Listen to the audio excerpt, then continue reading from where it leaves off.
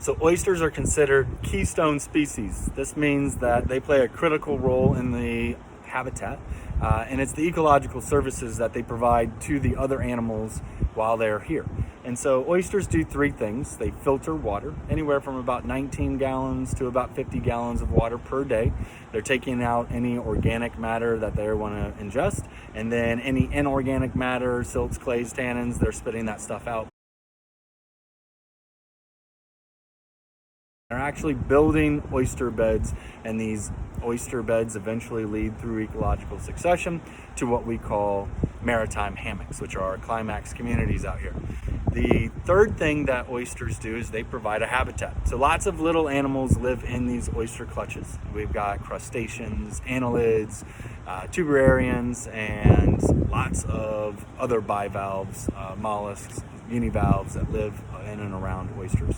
So they filter water, they build islands, and they provide a habitat for other species. And so the term keystone comes from an architectural term. If you've ever seen a stone archway and think that's pretty amazing, how's that thing standing up? Well, there's a stone at the very top, which is kind of a wedge form, and that's called the keystone. If you were to take that out, the entire arch would collapse. And so that same idea for our estuary. If you remove oysters, what would happen to the other animals that live in our estuary? You'd probably see a decline. So this is a really cool experiment to show the power of filtering by the oysters. I had mentioned that oysters do anywhere from 19 to about 50 gallons of water per day. So what I've done here is I've filled two 5-gallon buckets about halfway full with clean, brackish water from the estuary. And then what I'm going to do is I'm going to add a shovel full of our sediments into the water. And so those sediments are going to have silts, clays, and algae and other things in them that when you mix the waters up, they're going to get agitated and suspended into the water column. And so what you want to do is you're going to add oysters to only one bucket and then allow gravity to do the trick in the other. And so you can see these buckets are pretty dirty, and we're going to just place 2 oyster clutches in the bucket on the left-hand side. And then I have a time-lapse video, and if you watch the video, you're going to notice the bucket on the left is going to get a lot cleaner really fast, and it only took about 30 minutes for this water to be crystal clear, as I'll show in this picture.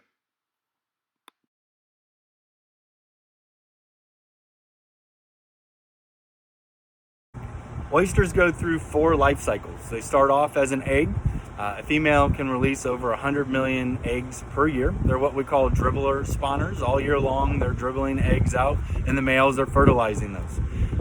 Throughout the year, those eggs drift around, they fertilize, and then they go to their second stage, which is called a velger. And velgers are these tiny zooplankton, microscopic organisms that are drifting with the tides. And they live in that stage for about 28 days until they become their third stage, which is called a spat. Now spats, they want to spit down and stick to a hard surface. There's 3 things oysters need to be successful. They need a hard surface, they want tidal movement coming in and out to bring them their food, and they need the salinity about 25 parts per thousand or under, and it has to be probably above 10 parts per thousand for them to survive. So in that window of 10 parts to 25 parts per thousand is where oysters are going to thrive. Now they're looking for hard surfaces, rocks, boats, they can find roots and other oysters, pylons. There's any kind of structure that's going to be stable and allow for them to attach to it and adhere, and that will allow that water column. Now if you look on a pylon, you're not going to find oysters at the very top of that pylon. You're not going to find oysters at the very bottom. They're going to be in this special little window. We call it their niche. And so this is where they're going to have the greatest chance to feed throughout the day. And so that's why they grow in those zones on the pylons out here.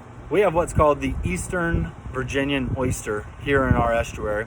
Now they don't get as big as they do in the Panhandle, where they are harvested for consumption by humans, but they are considered a dwarf species of the Virginian oyster, and that's really to do with the tides. We have what's called a mixed semi-diurnal tide. We get a really high tide, we get a really low tide, and then we get an intermediate high and an intermediate low tide per day. So 4 tides every 6.5 hours. They're exposed to the air for longer periods of time here in our tides, where in the diurnal tides in North Florida and the Panhandle, they're going to have what's called diurnal, 1 high tide, 1 low tide. They're submerged underwater for longer periods of time. So a common question we get is, do these oysters produce pearls? And the answer is yes. All oysters and clams, bivalves, are able to produce pearls. It just depends on the species. Certain ones are more sought after. Ours are very small, a little bit smaller than a BB, and they have more of a creamy color than that white pearl color to them, and they're not sought after because they're not economically valuable. The other question is, are these oysters the same oysters that you would eat in a restaurant? And the answer is yes. But I would not suggest eating the oysters that we have here. We have a highly developed coastline where we have our oysters growing, and so they're susceptible to any pollution that might get in the water, storm drains, sewage leaks. They're going to filter all of that stuff, and especially during the warmer months of the year, any month that does not have an R in it, you don't want to eat oysters because a bacteria grows here that can cause human effects. All right, so here we have an oyster reef just off of our boardwalk and our oyster gazebo over here, where we'll be dissecting some of these oysters and looking at them. But what we do is we just grab a clutch of oysters and we pull it up, and then we place them into our bins. All right, so one of the important things that you want to have on when working with oysters, because they are razor blade sharp, trust me, is your protective gloves. All right, so you want to get gloves on and make sure that they are about the right size. We don't have many different sizes, but usually one size fits all. So what we're going to be doing here is looking at oyster clutches, and so these are the ones we just went and collected from the water. And so an oyster clutch is just basically a group of oysters that have cemented to each other. And so they do provide a habitat, and that's kind of what's critical about this lab that we do here, is we look at the types of organisms.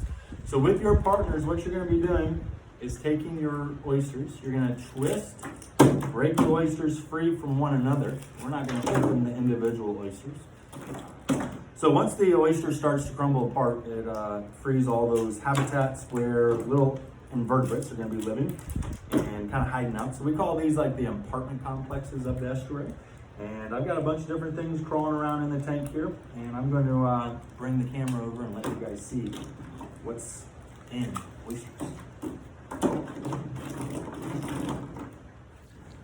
So right here we have a stone crab, and you can find probably about 15 to 20 different stone crabs in each oyster clutch. See another little stone crab moving around over here, another little baby one. Got one moving over there, another one there. We get other bivalves. These are called mussels, and so they're hooked or ribbed mussels. We get polychaetes, which are a worm-like species. They're an annelid. Got a nice snail right here. You can see that foot of the snail is closing his operculum right there. That little fingernail kind of adds protection so he can close up and get away from anything that might want to eat him. And so this is a crown conch. We get 3 different types of snails that are in our oysters. The medium-sized snail that we get is called an oyster drill. It actually uses a thing called a radula and drills a hole into the oyster to eat it. We got these little tiny white snails. They're called oyster snails. They're probably the most common, but the most overlooked because they're so small, about the size of a pencil tip. Over here, I got some different examples of things that we find. So we group them by classification. We have our mollusks or univalves. We have our second group of mollusks or bivalves. We have our arthropods, which are going to be mostly crustaceans. So we have the stone crab, and this guy, I call him the what is it, because everybody goes, what is this? And he is an amphipod. Group 4, we got our annelids or polychaetes. These guys are our worm like species with lots of little appendages. They like to live in the mud, and they come in 3 colors, red, brown, and green. I believe there's over 8,000 different species of polychaetes in the Gulf of Mexico, so I don't know the species name. We also find these a little bit less common, but this is called a platyamentes or tuberarium. They're a flat worm, kind of look like a slug. We call them marine boogers because they look like a little booger on your tray.